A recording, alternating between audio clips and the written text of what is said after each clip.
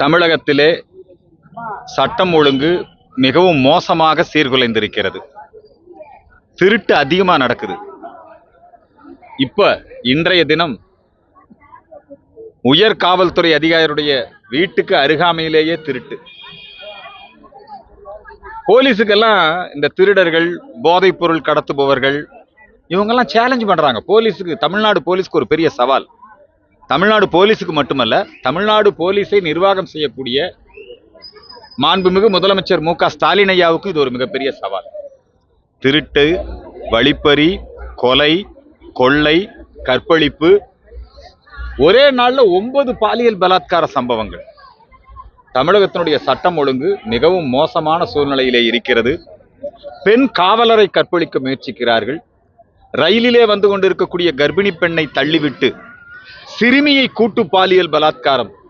படிப்பதற்கு, கேட்பதற்கு அருவருப்பாக இருக்கிறது, மிகவும் பயமாக இருக்கிறது. மாண்புமிகு தமிழக முதலமைச்சர் மு க ஸ்டாலின் அவர்களே, சட்டம் ஒழுங்கை காப்பாற்றுங்கள்.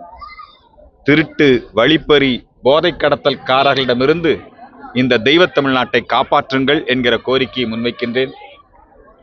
தமிழக அரசு, மத்திய அரசு ஒரு மிகப்பெரிய மோதல் போக்கு. இதிலே பாதிப்பு மக்களுக்கு.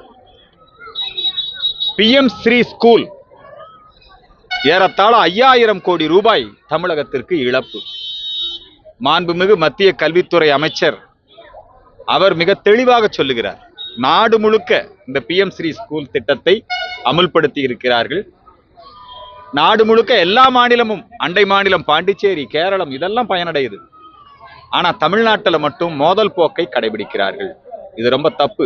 மோதல் போக்கு இதுல மட்டுமல்ல, ஏதோ கல்விக் கொள்கையில மட்டுமல்ல. இப்ப கல்விக் கொள்கையில நம்முடைய துணை முதலமைச்சர் உதயநிதி நாங்க இருமொழி கல்விக் கொள்கைன்றாரு. ஒன்னும் தமிழகத்துல மும்மொழி கல்விக் கொள்கை இருக்கு.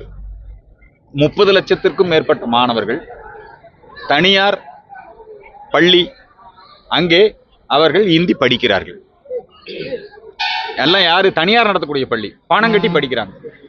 ஆனா அரசு பள்ளி மாணவர்கள் தான் படிக்க முடியல. இருமொழி கல்விக் கொள்கை என்கிற பெயரிலே தமிழகம் பல இழப்புகளை சந்தித்து விட்டது. நவோதயா ஸ்கூல் தமிழ்நாட்டில் இல்ல. நம்முடைய தமிழகத்திலே தேசிய கல்விக் கொள்கை அமுல்படுத்தப்படல.